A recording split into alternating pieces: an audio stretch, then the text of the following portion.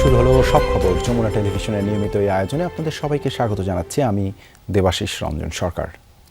দেশে হাম ও উপসর্গ নিয়ে 24 ঘন্টায় মৃত্যু হয়েছে আরও 7 শিশুর। এর মধ্যে ঢাকাতেই মারা গেছে 6 জন, সিলেটে প্রাণ গেছে একজনের। এ নিয়ে গত 15 মার্চ থেকে এ পর্যন্ত 240 জনের প্রাণহানির খবর জানালো স্বাস্থ্য অধিদপ্তর। বিভিন্ন জেলায় হাসপাতালে বাড়ছে রোগী ও চাপ সামাল দিতে হিমশিম খাচ্ছেন চিকিৎসকরা। গত 24 ঘন্টায় রাজশাহী মেডিকেলে নতুন করে রোগী ভর্তি হয়েছেন 21 জন। হাসপাতাল থেকে ছাড়পত্র দেওয়া হয়েছে 27 জনকে। রাজবাড়ী সদর হাসপাতালে ভর্তি আছেন এখন 10 রোগী। চিকিৎসকরা জানান জেলায় এখন পর্যন্ত 141 জন চিকিৎসা নিয়েছেন, যাদের মধ্যে 71 জনই শিশু। কুষ্টিয়ায় উপসর্গ নিয়ে হাসপাতালে ভর্তি রয়েছেন 116 জন। বরিশাল, ময়মনসিংহ, খুলনা ও চট্টগ্রাম বিভাগের বিভিন্ন হাসপাতালে হামের উপসর্গ নিয়ে রোগীর ভিড় রয়েছে। হামের জন্য খোলা বিশেষ ওয়ার্ডগুলোতেও ধারণ ক্ষমতার চেয়ে বাড়তি রোগী চিকিৎসা নিচ্ছে।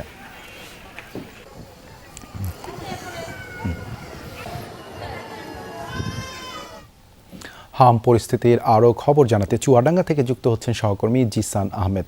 জিসান, চুয়াডাঙ্গায় তো এক শিশুর মৃত্যু হয়েছে, সার্বিক পরিস্থিতি সম্পর্কে আমাদেরকে জানাবেন। টিকা কার্যক্রমে সাড়া কেমন দেখছেন?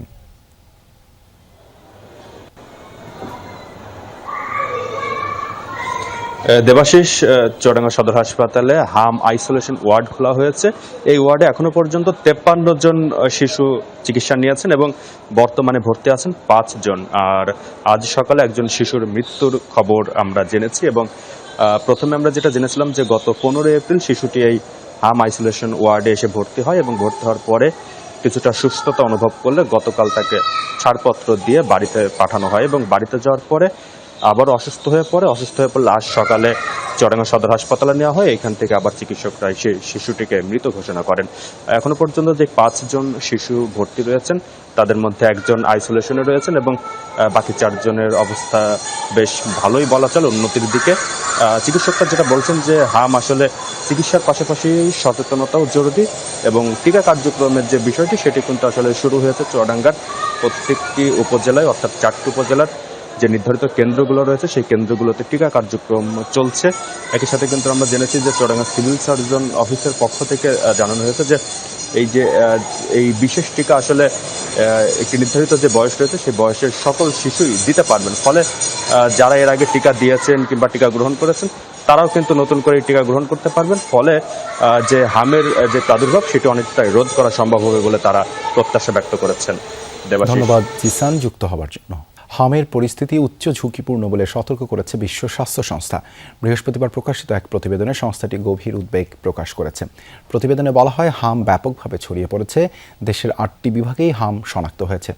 64 জেলার মধ্যে 58 জেলায় অর্থাৎ প্রায় 91% এলাকায় রোগীর উপস্থিতি পাওয়া গেছে বলে জানায় বিশ্ব স্বাস্থ্য সংস্থা।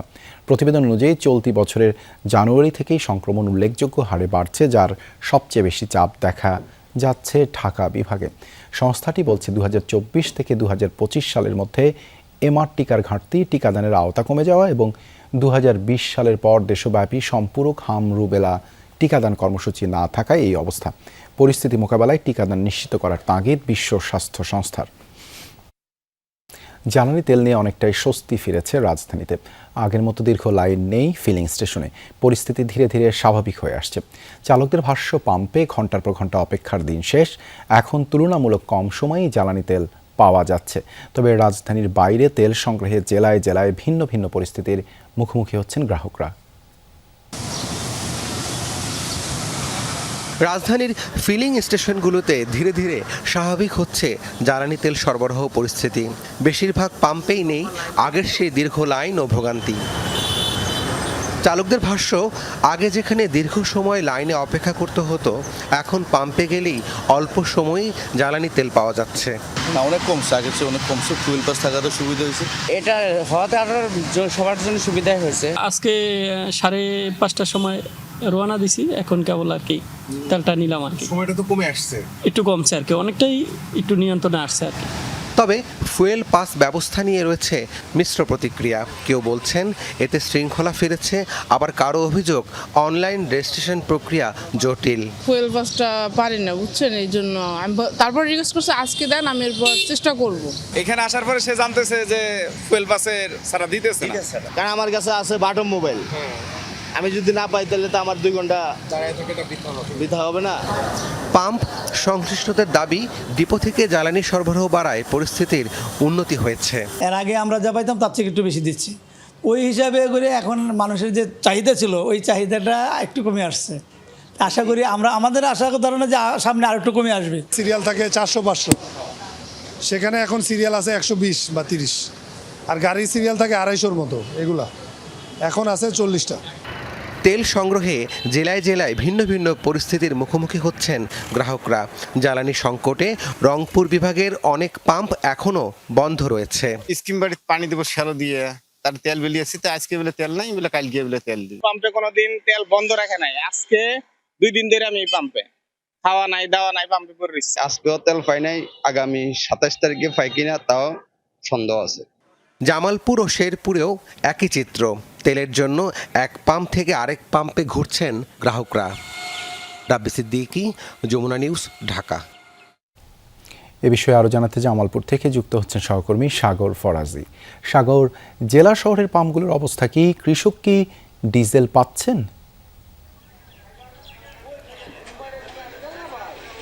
দেখুন দেবাশিস, এই চিত্র কিন্তু দীর্ঘদিনের। যদি একটু তথ্য জানিয়ে রাখতে চাই যে জামালপুরে 17টি পাম্প রয়েছে। আজকে ছুটির দিন অর্থাৎ শুক্রবার, এই দিনটিতেও কিন্তু আসলে সবচেয়ে বেশি উপচে ভিড় থাকে। তবে আজকে যে 17টি পাম্পের মধ্যে হাতে গোনা 2টি পাম্পে তেল দেওয়া হচ্ছে। এ কারণে আমরা দেখেছি যে সব পাম্পগুলোই সরবরাহ না থাকায় বন্ধ রয়েছে। অর্থাৎ অকটেন ও পেট্রোলের যে চাহিদা সেটা কিন্তু এখনও আকাশচুম্বী।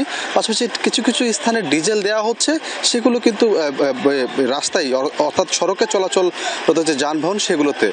কৃষক পর্যায়ে যে কথাটি বললেন আপনি, আসলে এই দুর্ভোগটি আমরা প্রান্তিক পর্যায়ে দেখে এসেছি, সেটা কিন্তু এখনও রয়েছে। কৃষক পর্যায়ে এখন যেহেতু এই যে তাপমাত্রা বা যে ধানের যে সিজন চলছে, এই সিজনে আসলে এই ডিজেলের চাহিদাটা সবচেয়ে বেশি। আমি এখন রয়েছি জেলা শহরের অর্থাৎ পৌর শহরের যে একদম একটি সীমান্ত এলাকায়। এই পাম্পটির নাম দেশ ফিলিং স্টেশন।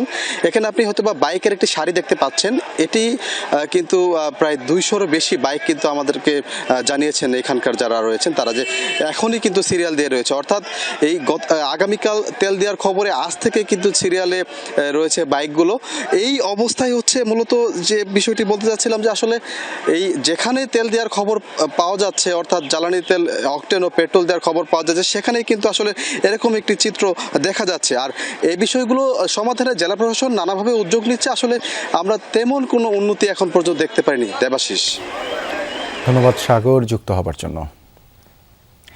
দেশের জ্বালানি তেলের সংকট নেই, কিছু অসাধু ব্যবসায়ীর অনৈতিক কর্মকাণ্ডের কারণে এই পরিস্থিতি সৃষ্টি হয়েছে। ঠাকুরগাঁয়ে এমনটাই বলেছেন এলজিআরডি মন্ত্রী মির্জা ফখরুল ইসলাম আলমগীর। ঝড় ও শিলাবৃষ্টিতে ক্ষতিগ্রস্ত পরিবারের পুনর্বাসন এবং বিভিন্ন প্রতিষ্ঠানের মাঝে অনুদান বিতরণ অনুষ্ঠানে তিনি এসব কথা বলেন। জানান, অসাধু চক্র তেল মজুত করে কালো বাজারে বিক্রি করছে, যা দেশের অর্থনীতি ও সাধারণ মানুষের জন্য ক্ষতিকর। এ ধরনের কর্মকাণ্ড বন্ধে প্রশাসনকে কঠোর নির্দেশ দেয়া হয়েছে। এলজিআরডি মন্ত্রী আরও বলেন, দেশের উন্নয়নে নতুন পরিকল্পনা নেওয়া হয়েছে। এসব পরিকল্পনা বাস্তবায়নের কাজও চলছে। এই সমস্যাটা তেল কমের জন্য নয়, সরবরাহ কমের জন্য নয়, এই সব সমস্যাটা কিছুটা হচ্ছে তৈরি করা। দুঃখজনকভাবে কিছু মানুষ এখানে একটা অনৈতিক ব্যবসা শুরু করেছে, যে ব্যবসাটা আমাদের জন্য, দেশের জন্য, জাতির জন্য ক্ষতিকর হয়েছে। অতিরিক্ত দামে কেনা জ্বালানি তেলের নেতিবাচক প্রভাব ভোক্তাদের উপর পুরোপুরি পড়তে দেবে না সরকার। সিলেটে এমনটাই বলেছেন বাণিজ্য মন্ত্রী খন্দকার আব্দুল মুক্তাদির।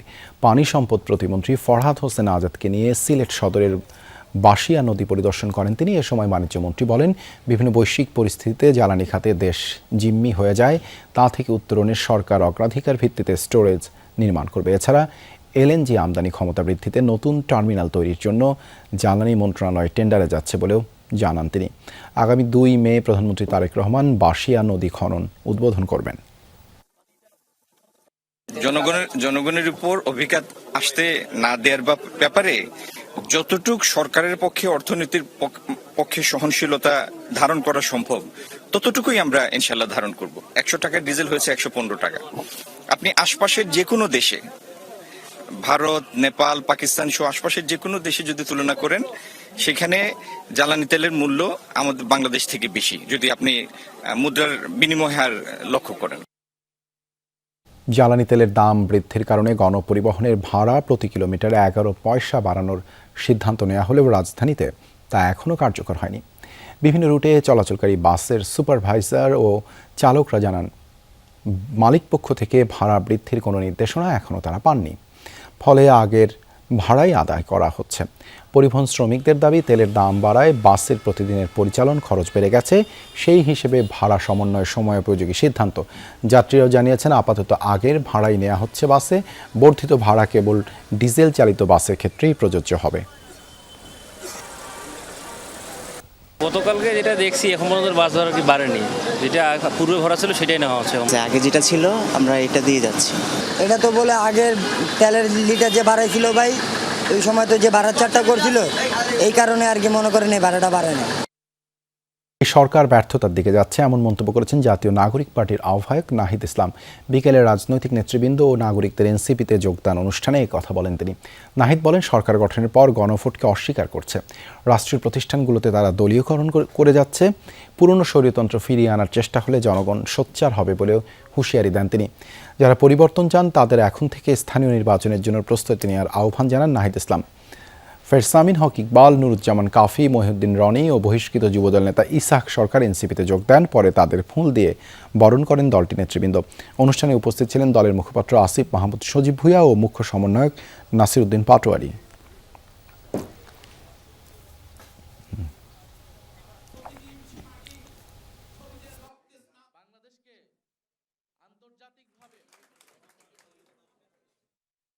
সংবিধান থেকে শুরু করে অন্যান্য যে সংস্কার, আমাদের যে গুরুত্বপূর্ণ সংস্কারের অধ্যাদেশ ছিল, আমরা যে এই দেশে একটা গণতন্ত্র প্রতিষ্ঠা হবে, দেশে অর্থনৈতিক বৈষম্য দূর হবে, সেই সংস্কারগুলোকে এই সরকার একে একে বাতিল করে দিচ্ছে। বিশ্ববিদ্যালয়গুলোতে আবারও পেশি শক্তির রাজনীতি, ক্ষমতার যে রাজনীতির দাপট, সেটি আবার নতুন করে তৈরি হচ্ছে।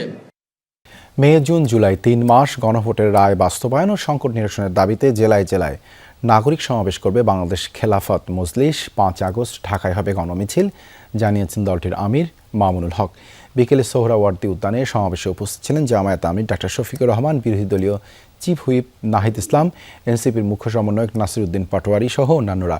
সমাবেশে বক্তারা গণভোটের রায় বাস্তবায়নে জোর দেন। বলেন, গণভোটের রায় বাস্তবায়ন না হলে আবার 71-এর মতো মুক্তিযুদ্ধ হবে। সরকার গায়ের জোরে গণভোটের গণরায় অস্বীকার করছে বলে অভিযোগ করেন তারা। বলেন, সরকারের পরিণতি ফ্যাসিবাদী সরকারের মতোই হবে। গণভোটের বিরুদ্ধে অবস্থান নিলে বিএনপিকে লাল কার্ড দেখাবে জনগণ। জামায়াত শিবির কর্মীরা গুপ্ত নয়, 17 বছর যারা বিদেশে লুকিয়েছিল তারাই গুপ্ত। ঝিনাইদহে এই মন্তব্য করেছেন জামায়াতের সেক্রেটারি জেনারেল মিয়া গোলাম পরোয়ার। দুপুরে জেলা জামায়াত আয়োজিত ওয়ার্ড সভাপতি সম্মেলনে পরোয়ার বলেন, উপদেষ্টা পরিষদে তাদের গুপ্ত উপদেষ্টা ছিল, যারা এই সরকারের মন্ত্রীও হচ্ছেন। জামায়াত নেতার অভিযোগ, এই সরকার কর্তৃত্ববাদী ফ্যাসিবাদী শাসনের পথে ফিরে যাওয়ার মতো কর্মকাণ্ড করছে। শিক্ষা প্রতিষ্ঠানগুলোয় ছাত্রদলের নেতাকর্মীদের হায়েনার মতো লেলিয়ে দেয়া হচ্ছে। পরোয়ার জানান, জুলাই সনদ বাস্তবায়ন না হওয়া পর্যন্ত রাজপথে আন্দোলন চলবে।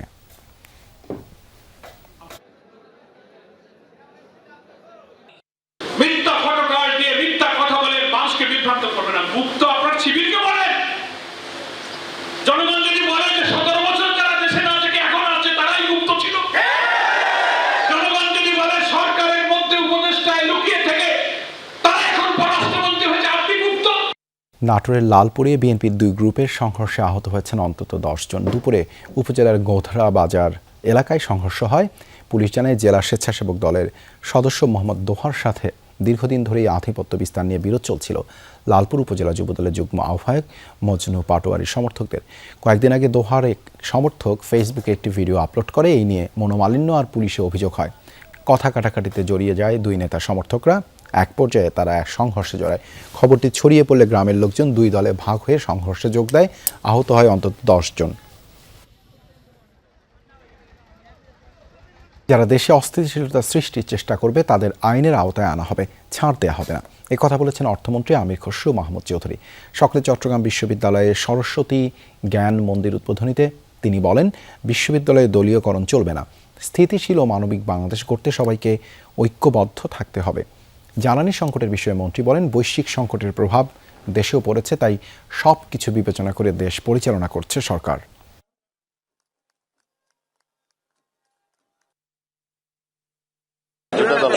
এগুলো সমাজে কিছু উচ্ছৃঙ্খল, এটা দল বলে কিছু নেই, সবসময় কিছু উচ্ছৃঙ্খল ব্যক্তি সমাজে থাকে। এদেরকে বাংলাদেশের আইন এটা টেক কেয়ার করবে, আপনার নিশ্চিন্ত থাকতে হবে। আইনের বাইরে কেউ যাওয়ার কোনো সুযোগ নাই। বর্তমান সরকার ব্যর্থ হলে গভীর অন্ধকারে তলিয়ে যাবে বাংলাদেশ, এমন মন্তব্য করেছেন আইনমন্ত্রী মোহাম্মদ আসাদুজ্জামান। দুপুরে যশোর জেলা আইনজীবী সমিতির মতবিনিময় সভায় মন্ত্রী বলেন, মানুষের আঙুল থেকে ভোটের অমোচনীয় কালি মোছার আগেই শুরু হয়েছে ফ্যামিলি কার্ডের কার্যক্রম।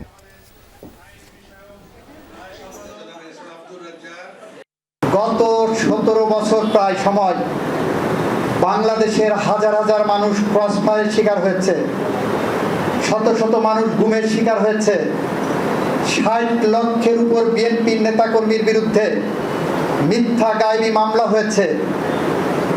যে মামলার আসামির তালিকায় এমন লোকজন আছে যারা মামলার যে ঘটনার তারিখ দেখানো হচ্ছে তার 10 থেকে 15-20 বছর আগে কবরে শায়িত হয়েছেন। এবারের ইউনিয়ন পরিষদ নির্বাচনে কোনো দলীয় প্রতীক থাকবে না বলেছেন পানি সম্পদ মন্ত্রী শহীদ উদ্দিন চৌধুরী অ্যানি। দুপুরে লক্ষ্মীপুরে দিঘুলি ইউনিয়নের খাল ভাঙন পরিদর্শন করেন তিনি। মন্ত্রী বলেন, যে কোনো সময় স্থানীয় সরকার নির্বাচনের ঘোষণা আসতে পারে। দল থেকে যারা চেয়ারম্যান নির্বাচন করতে চায় তাদের অবশ্যই জনবান্ধব ও জনকল্যাণমুখী হতে হবে। ইউনিয়ন পরিষদের নির্বাচন এটাও কিন্তু আরেকটা কঠিন চ্যালেঞ্জ হবে। এখানে কিন্তু কোনো দলীয় মার্কা নাই, তার কারণে কিন্তু আরো কঠিন হবে। তাহলে দলের পক্ষে যিনি চেয়ারম্যান নির্বাচন করতে চান সেই ব্যক্তিটা যেন জনবান্ধব হয়।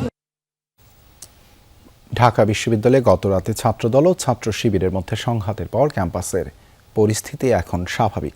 ছুটির দিন হওয়ায় ক্যাম্পাসে শিক্ষার্থীদের উপস্থিতি কম। ঘটনা তদন্তে পৃথক 2টি কমিটি গঠন করেছে ঢাকা বিশ্ববিদ্যালয় কর্তৃপক্ষ। সামাজিক যোগাযোগ মাধ্যমে আপত্তিকর পোস্টের ঘটনা তদন্তে 3 সদস্যের কমিটি গঠন করেছে বিশ্ববিদ্যালয় কর্তৃপক্ষ। সলিমুল্লাহ মুসলিম হলের এক শিক্ষার্থীকে 24 ঘন্টার মধ্যে লিখিত ব্যাখ্যা দিতেও বলা হয়েছে। গঠিত কমিটিকে 48 ঘন্টার মধ্যে প্রতিবেদন জমা দিতে হবে। এছাড়া শাহবাগে ঢাকা বিশ্ববিদ্যালয়ের শিক্ষার্থীদের উপর আক্রমণের ঘটনায় 6 সদস্যের পৃথক তদন্ত কমিটি গঠন করা হয়। 3 কার্যদিবসের মধ্যে তাদের প্রতিবেদন জমা দিতে বলা হয়েছে। সামাজিক যোগাযোগ মাধ্যমের একটি পোস্ট ঘিরে গত রাতে শাহবাগ থানার সামনে ছাত্রদল ও শিবিরের নেতাকর্মীদের মধ্যে হাতাহাতির ঘটনা ঘটে। এতে ঢাবি শিক্ষার্থী ও সাংবাদিক সহ আহত হন বেশ কয়েকজন। এদিকে আহতদের দেখতে বিশ্ববিদ্যালয় মেডিকেল সেন্টার ও ঢাকা মেডিকেলে যান উপাচার্য। ফেসবুক পোস্টের ব্যাপারে কে আসলে করেছে এটা বিটিআরসি কে বলবো খুঁজে বের করতে। সকল প্রবোধদেরকে নোটিশ দিতে বলা হয়েছে যে হলের ভেতরে বাইরের দেয়ালে কোন রকমের গ্রাফিতি লেখনি করা যাবে না। শিক্ষার্থীদের উদাত্ত আহ্বান জানিয়েছি যার যার অবস্থান থেকে সহনশীল হওয়ার জন্য এবং সামাজিক যোগাযোগ মাধ্যম ব্যবহারের ক্ষেত্রে যাতে করে পারস্পরিক শ্রদ্ধা এবং গণতান্ত্রিক মূল্যবোধ অক্ষুণ্ণ রাখে। পাবনার ঈশ্বরদী সরকারি কলেজে সংঘর্ষের ঘটনায় শিবির নেতাকর্মীদের নামে মামলা করেছে ছাত্রদল। কলেজ শাখা ছাত্রদলের সভাপতি মীর আসিম খালেদ বিন পার্থিব ঈশ্বরদী থানায় বাদী হয়ে মামলা করেন। এতে উপজেলা শাখার শিবির সভাপতিকে প্রধান আসামি করা হয়েছে। 31 জনের নাম উল্লেখের পাশাপাশি মামলায় অজ্ঞাত আসামি করা হয়েছে 60 থেকে 70 জনকে।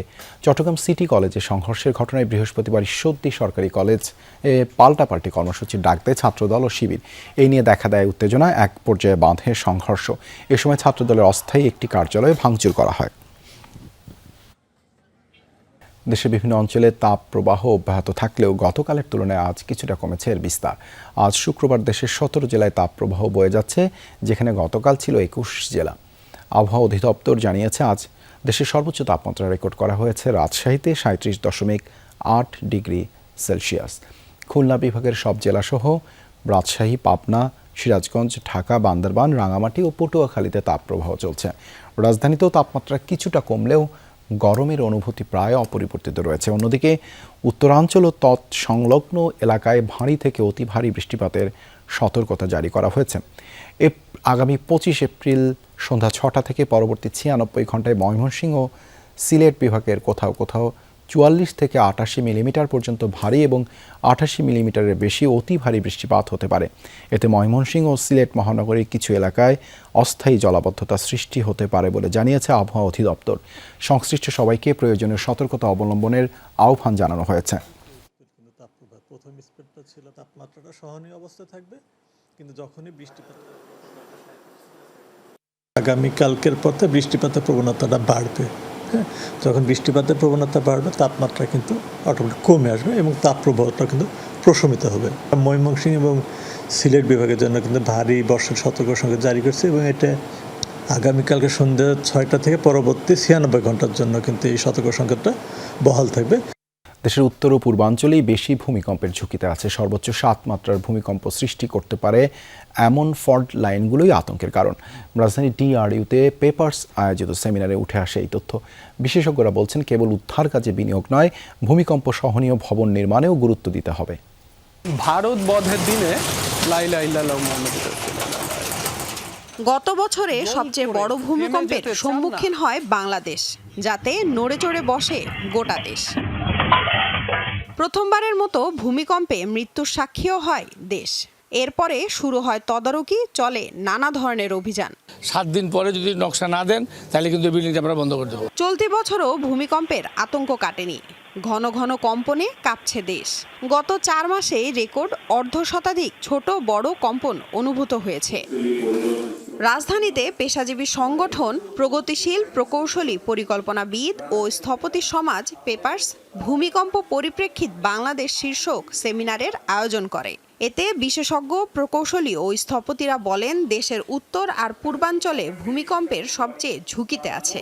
7 বা 7-এর কাছাকাছি মাত্রা ভূমিকম্প হওয়ার জন্য যেই ধরনের ফল্ট বা যেটা থাকলে ফল্ট হওয়ার ভূমিকম্প হওয়ার সম্ভাবনা আছে, এরকম মাত্রার ফল্ট আমাদের দেশে আছে। তাইলে আমাদের দেশের সবচেয়ে ঝুঁকিপূর্ণ এলাকাটা হচ্ছে দেশের উত্তর দিকে এবং দেশের পূর্ব দিকে। আর্থকোয়েককে প্রেডিক্ট করতে পারা একটা সময় আমরা ইম্পসিবল মনে করছিলাম, এখন দেখা যাচ্ছে এআই আসাতে এই জিনিসটা দেখা যায় সম্ভাবনার একটা দুয়ার খুলে দিয়েছে।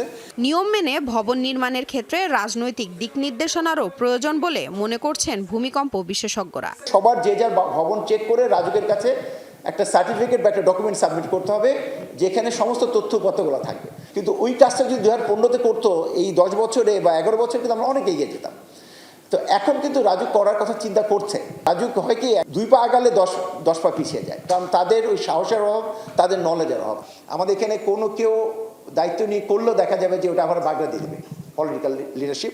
সেই জন্য পলিটিক্যাল লিডারশিপের সাথে সমন্বয় করেই কিন্তু সরকারি আমলা বা যারা পাওয়ারে আছে তাদেরকে এক্সিকিউশনে যেতে হবে।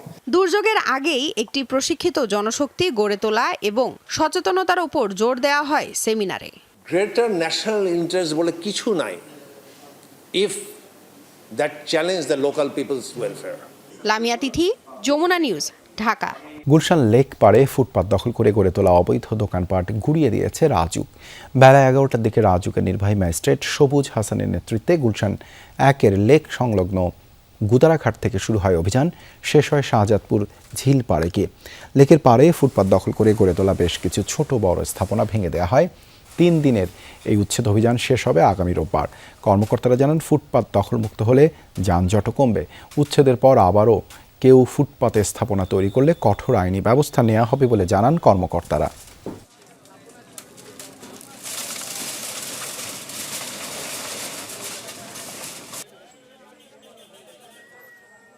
এই ধরনের দোকানপাট পুনরায় বসতে না পারে তার জন্য আমরা সমন্বিতভাবে একটা উদ্যোগ গ্রহণ করেছি যে আমরা এই গুলশান লেক এবং আশেপাশের এলাকাগুলো আমরা একটা টেকসই ভাবে এই এলাকাটা আমরা সুন্দর রাখবো। অভিযান আজকে শুরু হলো, আগামীকালকে এবং পরশু এই অভিযান অব্যাহত থাকবে।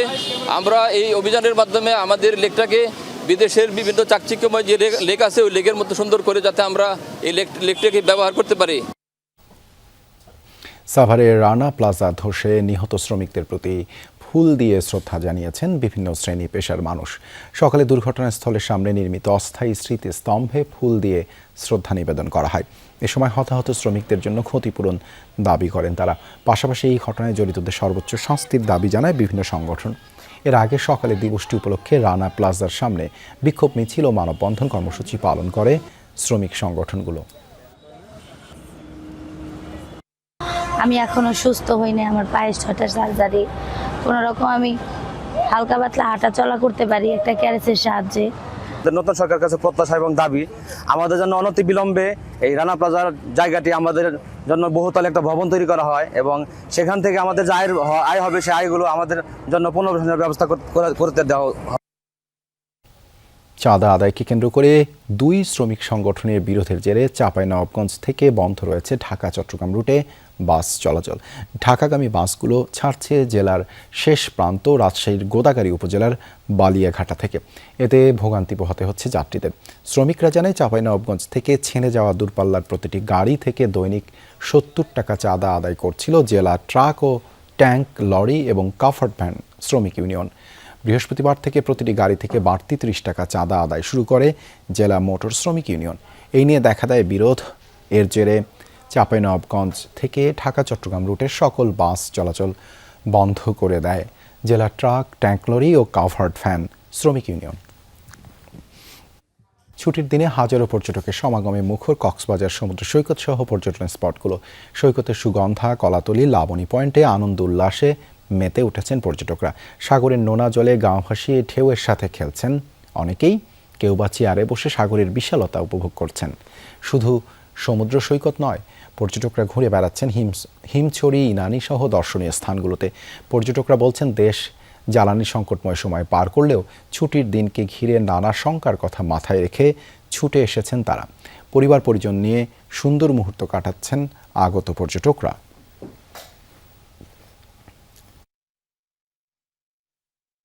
নিউজিল্যান্ড সিরিজের প্রস্তুতি শুরু করেছে টি-20 স্কোয়াডের ক্রিকেটাররা। দলে ডাক পাওয়ার পর প্রথম আনুষ্ঠানিক সেশনে সবার আকর্ষণের কেন্দ্রে ছিল পেসার রিপন মণ্ডল। তবে আরেক নবাগত pace bowling allrounder Abdul Gaffar Saqlain এখনও যোগ দেননি দলের সাথে। এদিকে ফিট হয়ে পূর্ণাঙ্গ সেশন করেছেন পারভেজ ইমন। মূল স্টেডিয়ামে যখন বাংলাদেশ আর নিউজিল্যান্ডের ওয়ানডে দল সিরিজ নির্ধারণী ম্যাচে লড়ছে, তখন আউটারে অনুশীলন করেছে বাংলাদেশের টি-20 স্কোয়াডের ক্রিকেটাররা। এবারে টি-20 স্কোয়াডের সবচেয়ে বড় চমক রিপন মণ্ডল আর আব্দুল গাফফার সাকলাইন। রিপন মণ্ডল পুরো দস্তুর সেশন করেছেন। প্রথমবার জাতীয় দলে ডাক পেয়েছেন রিপনের বোলিংটা অসাধারণ হচ্ছে। গেল 2 বছরে খুবই ভালো ছন্দে আছেন এই পেসার। বিশেষ করে তার ইয়র্কার ইতিমধ্যেই সুখ্যাতি অর্জন করেছে দেশি বিদেশি সবার কাছে। সেই রিপন দিনের শুরুতে বোলিং করেছেন, নেটে ঘাম ঝরিয়েছেন, নিজেকে আরও শানিত করেছেন। তবে রিপনের আরও একটা বৈশিষ্ট্য আছে, তিনি লোয়ার অর্ডারে বেশ ভালোই ব্যাটিং করতে পারেন। জাতীয় দলের হয়ে না হলেও বিভিন্ন এ দল, এইচপি দলের হয়ে তিনি কিন্তু ব্যাট হাতে ক্যামিও ইনিংস খেলে আগে দলের জয় নিশ্চিত করেছেন। তাই তো ব্যাটিংটাও ভালোভাবে ঝালিয়ে নিয়েছেন রিপন। এছাড়াও টি-20 স্কোয়াডে উল্লেখ করার মতো বিষয়, আব্দুল গাফফার সাকলাইন তিনি স্কোয়াডে থাকলেও তিনি এখনও কিন্তু আসেননি চট্টগ্রামে। এনসিএলের ম্যাচ খেলছেন সিলেটে। আরেকটি বিষয় দৃষ্টি করার মতো, পারভেজ হোসেন ইমন ইনজুরিতে পড়েছিলেন পিএসএলের ম্যাচ খেলতে। তিনি ইনজুরি মুক্ত হয়েছেন, তিনিও আছেন স্কোয়াডে, তিনিও আজকে ভালো সেশন করেছেন। তাকে ব্যাটিং করতে দেখে কমফোর্টেবল মনে হচ্ছে, অর্থাৎ ইমনের ইনজুরিটা সেরে গেছে বলাই যায়। সেই সাথে নাসুম আহমেদ, শেখ মেহেদি হাসান, মোহাম্মদ সাইফুদ্দিন, এই ক্রিকেটাররা অনুশীলন করেছেন। তারাও আসলে ব্যাটিং বোলিং সব কিছুতেই নিজেদের ঝালিয়ে নেওয়ার চেষ্টা করেছেন। সর্বোপরি বাংলাদেশ টি-20 বিশ্বকাপ মিস করার পর লম্বা বিরতিতে আসলে আন্তর্জাতিক ক্রিকেটে ফিরছে। যারা কেবলমাত্র টি-20 স্কোয়াডে থাকেন এই ক্রিকেটাররা, তাই তো আন্তর্জাতিক ক্রিকেটে আবারও নতুন করে মানিয়ে নেওয়ার টার্গেট থাকবে তাদের। পরবর্তী বিশ্বকাপ এখনও অনেক দূরে, আপাতত কিন্তু সেই টার্গেটেই প্রস্তুতি নেবে লিটন দাসের টি-20 দল। হাসানুর রহমান, যমুনা স্পোর্টস, চট্টগ্রাম। মাঠের বিজ্ঞাপনের পেরেকে জখম হয়েছে নাহিদ রানার হাত, পড়েছে একাধিক সেলাই, লাগানো হয়েছে ব্যান্ডেজ। ইনফেকশনের ঝুঁকি এড়াতে দেয়া হয়েছে টিটেনাস। তবে আঘাত খুব বেশি গুরুতর নয় বলছে সংশ্লিষ্টরা। এদিকে নিউজিল্যান্ডের বিপক্ষে ওয়ানডে সিরিজ জয়ের পর ঢাকায় ফিরেছে মিরাজ, শান্ত, মোস্তাফিজ, তাসকিন, রানার মতো টি-20 স্কোয়াডে না থাকা ক্রিকেটাররা। আমি এই মুহূর্তে দাঁড়িয়ে আছি চট্টগ্রামের সাগরিকা ইন্টারন্যাশনাল স্টেডিয়ামের গ্রাউন্ডেই। আমার পিছনেই নিশ্চিতভাবে উইকেটটা দেখতে পাচ্ছেন। ইন্টারন্যাশনাল ম্যাচ যখন চলে, উইকেটের ঠিক পেছনেই বিজ্ঞাপন থাকে, নিশ্চয়ই খেয়াল করেছেন আপনারা। সেই বিজ্ঞাপনগুলো মাঠের সাথে আটকাতে ব্যবহার করা হয় ব্রেক। কিন্তু সেই পেরেকেই কালকে একটা দুর্ঘটনা ঘটে গেছে এই গ্রাউন্ডে। যমুনা টেলিভিশন কার্ড দিয়ে দর্শকদের জানিয়েছিল ফিল্ডিংয়ের সময় চোট পেয়েছিলেন নাহিদ রানা। সেই চোটটা কী ছিল সেটার বিস্তারিত জানা গেছে। বিলবোর্ডের উপরে বল কুড়াতে গিয়ে ফিল্ডিংয়ের সময় নাহিদ রানার হাতে পেরেক ফুটে যায় বা পেরেক দিয়ে তার হাত ক্ষত হয়ে যান। হাতের ঠিক এই জায়গাটাতে তিনি আঘাত পান। মাঠের ম্যাচ চলাকালীন সময় মাঠের বাইরে এসে ঠিক আমার সামনেই যে বাউন্ডারি লাইন আছে এখানেই বসে তিনি ফিজিও বাইজুদুল ইসলামের কাছে প্রাথমিক শুশ্রূষা নেন। এরপর মাঠে যে মেডিকেল যে টেপগুলো আছে সেটি পেঁচিয়ে রক্তপাত বন্ধ করে মাঠে নামেন নাহিদ রানা এবং তার বোলিং স্পেলও শেষ করেন। কিন্তু ম্যাচ শেষ হওয়ার পর নাহিদ রানার হাতে যখন মেডিকেল ব্যান্ডেজ লাগানো হয় তখনই বোঝা যায় তার চোটের গভীরতা। তার টিমমেটরা যখন বাসে চড়ে হোটেলে ফিরেছেন নাহিদ রানা সেই সময় অ্যাম্বুলেন্সে চেপে গিয়েছেন হসপিটালে। তার ক্ষতর গভীরতা ইনফেকশন এড়াতে দেওয়া হয়েছে টিটেনাস ইনজেকশন এবং হাতে দেওয়া হয়েছে সেলাই। নাহিদ রানা এমনিতেই টি-20 সিরিজে তাকে বিশ্রাম দেওয়া হয়েছিল এই চোটের কারণে, তো তিনি হয়তো আর খেলতেও পারতেন না। তবে নাহিদ রানা দ্রুত সুস্থ হয়ে উঠবেন। পাকিস্তান সিরিজ যে আছে সামনে সেখানে তাকে নিয়ে সংশয় নেই আপাত দৃষ্টিতে, সেটাই মনে হচ্ছে। এদিকে বাংলাদেশ দল চট্টগ্রাম ছেড়েছে, যারা ওয়ানডে দলের ক্রিকেটার তারা চট্টগ্রাম ছেড়েছে, যারা টি-20তেও আছে তারা চট্টগ্রামে রয়ে গেছে, কেননা টি-20-র প্রথম 2 ম্যাচ এই চট্টগ্রামেই। হাসিনুর রহমান, যমুনা স্পোর্টস, চট্টগ্রাম। বিএনপির এক নেতাকে থাপ্পড় দেওয়ার ঘটনা থেকে সূত্রপাত ঘটে রাজশাহীর দুর্গাপুর উপজেলার দাউকান্দি সরকারি ডিগ্রি কলেজের মারামারির ঘটনার। এরপরে স্থানীয় বিএনপির ওই নেতা চড়াও হন ডেমনস্ট্রেটরের আলেয়ারের উপরে, যার ভিডিও ছড়ায় সামাজিক মাধ্যমে। বিএনপি নেতারা জানান, তাফসিরুল কোরআন মাহফিলের জন্য দাওয়াত দিতে এবং আর্থিক সহায়তা নিতে তারা অধ্যক্ষের কাছে গিয়েছিলেন, কিন্তু আলেয়া অযাচিত হস্তক্ষেপ করেন। আলেয়ার দাবি, বিএনপি নেতারা প্রথমেই তার ফোন কেড়ে নিতে আসেন, আর কলেজের অধ্যক্ষ জানান প্রথম দফায় বেরিয়ে যাবার পরে একদল ব্যক্তি এসে হামলা করে।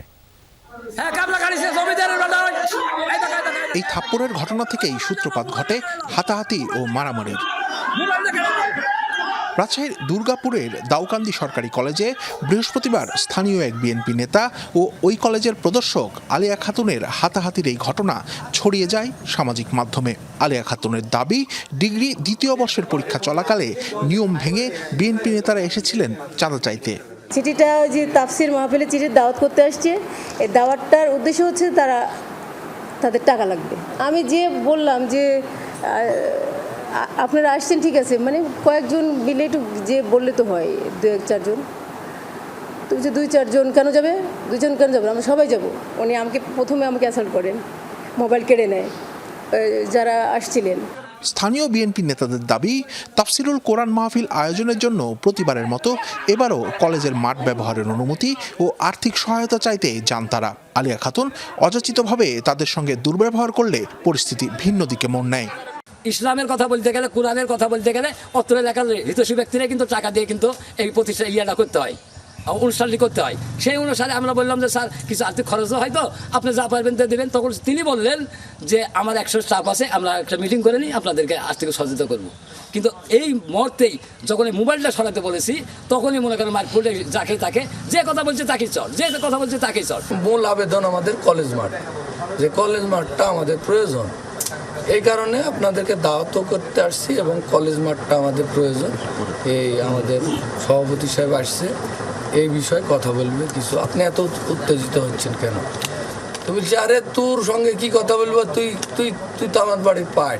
বিএনপি নেতারা জানান, তর্কাতর্কির এক পর্যায়ে 3 দফায় আলেয়া খাতুন অধ্যক্ষের ঘরে ও বাইরে স্থানীয় বিএনপির 3 জন নেতাকর্মীর উপর হামলা চালান। মনে করেন একের পর 5 জনকে এভাবে বেয়াদত করেছে ঘরের ভিতরে। তারপরে ওই যে আফাজ যখন মোবাইল নিয়ে বাইরে চলে আসছে, ঘরের মধ্যে বাইরে চলে আসছে, বাইরে আসে মনে করেন বেয়াদত করে ফেলা দিয়ে মনে করেন যে টুটি চিপে ধরে একবারে মেরে ফেলতে লাগছিল। দাউকান্দির ভিতর কোনো লোক বলতে পারবে না যে ওই মহিলা কোনো দল করে কি বিএনপি করে কিনা, কিন্তু এই মহিলা একটা বাজে মহিলা। আমি চাচ্ছি তার সঠিক তদন্ত করে তার একটা দৃষ্টান্ত শাস্তিমূলক কিছু করা হোক। কলেজ অধ্যক্ষ জানান, তাফসিরুল কোরআন মাহফিলের জন্য আসা দলটির পাশাপাশি কলেজের পুকুরের ইজারা বিষয়ে আলোচনার জন্য স্থানীয় এক বিএনপি নেতা তার সঙ্গে সাক্ষাৎ করতে এসেছিলেন। প্রথম দফায় উত্তেজনার পর পরিস্থিতি শান্ত হলে বিএনপি নেতাকর্মীরা তার কক্ষ থেকে বেরিয়ে যান, কিন্তু এর কিছু পরেই আবার একদল ফিরে এসে হামলা চালান। আমাকে প্রথমে বলেছেন কিছু সহযোগিতার কথা। আমি বলছি কী ধরনের সহযোগিতা? বলছে আর্থিক কিছু সহযোগিতা। তখন আমি বলছি আমি 100 শিক্ষককে নিয়ে প্রতিষ্ঠান চালাই, আমি 100 শিক্ষকের সাথে বৈঠক করে আপনাদের সিদ্ধান্তটা জানাবো এবং আপনার নির্ধারিত দিনে আমি ওইখানে অংশগ্রহণের চেষ্টা করব ইনশাল্লাহ। ওনারা ওইখানে চলে গেছেন, খুব ভদ্রভাবে ইন্ডিং টেনে চলে গেছেন। তো ওইখান থেকে যাওয়ার পরে কার দ্বারা অনুপ্রাণিত বা কী হয়েছেন আমি বলতে পারবো না। ক্যামেরার সামনে কথা বলতে রাজি না হলেও পুলিশ জানায় এ ঘটনায় এখনও কোনো পক্ষ থেকেই অভিযোগ দেওয়া হয়নি। অন্যদিকে ঘটনার ভিডিও সামাজিক মাধ্যমে ছড়িয়ে পড়ার পর বিএনপি দল থেকে একজনকে বহিষ্কার করেছে। শিবলী নোমান, যমুনা নিউজ, রাজশাহী। নানা নাটকীয়তার পর সম্ভাব্য শান্তি আলোচনায় অংশ নিতে পাকিস্তান পৌঁছাতে সম্মতি দিয়েছে ইরানের প্রতিনিধি দল। পাকিস্তান সরকারের 2 কর্মকর্তার বরাতে এই তথ্য জানিয়েছে ডন নিউজ। কর্মকর্তারা জানান, ছোট পরিসরের এই প্রতিনিধি দলে নেতৃত্ব দেবেন ইরানের পররাষ্ট্রমন্ত্রী আব্বাস আরাকচি। দ্বিতীয় দফার এই শান্তি আলোচনা অনুষ্ঠিত হলে উল্লেখযোগ্য অগ্রগতির সম্ভাবনা রয়েছে বলেও জানান ওই কর্মকর্তারা। এর কিছু ঘন্টা আগেই এক ফোন আলাপে যুক্তরাষ্ট্র ইরান যুদ্ধবিরতি নিয়ে আলোচনা করেন পাকিস্তানের উপপ্রধানমন্ত্রী ও পররাষ্ট্রমন্ত্রী ইসহাক দার এবং ইরানের পররাষ্ট্রমন্ত্রী আব্বাস আরাকচি। এ বিষয়ে ইরান সরকারের আনুষ্ঠানিক বিবৃতি আসেনি। মার্কিন প্রতিনিধি দল কবে ইসলামাবাদ পৌঁছাবে সে বিষয়ে নিশ্চিত তথ্য দেয়নি ওয়াশিংটনও। বর্তমানে যুক্তরাষ্ট্রের লজিস্টিক্স ও নিরাপত্তা দল অবস্থান করছে সেখানে। রাশিয়ার মতো খুব ঘনিষ্ঠ মিত্রদের জন্য অবমুক্ত থাকবে হরমুজ প্রণালী, এমন তথ্য জানিয়েছে ইরান। শুক্রবার মস্কোয় নিযুক্ত ইরানি রাষ্ট্রদূত জানান, হরমুজ প্রণালী দিয়ে জাহাজ চলাচলে রাশিয়া সহ কিছু নির্দিষ্ট দেশকে বিশেষ ছাড় দিতে টোল ফি মওকুফ করবে ইরান। তবে অন্যান্য দেশের জাহাজগুলোর জন্য আগের মতোই অবরুদ্ধ থাকবে হরমুজ। এদিকে পাল্টাপাল্টি অবস্থান নিয়ে হরমুজে শক্ত অবস্থানে রয়েছে IRGC ও মার্কিন সেনারা। মার্কিন নৌবাহিনীকে বিনা দ্বিধায় প্রণালীর পথে ইরানি জাহাজ দেখলেই গুলি করে ধ্বংস করার নির্দেশ দিয়েছেন প্রেসিডেন্ট ট্রাম্প। অন্যদিকে হরমুজের পথে পানামা ও লাইবেরিয়ার পতাকাবাহী 2টি জাহাজকে জব্দ করে উপকূলে নিয়ে গেছে ইরানি বিপ্লবী গার্ড IRGC।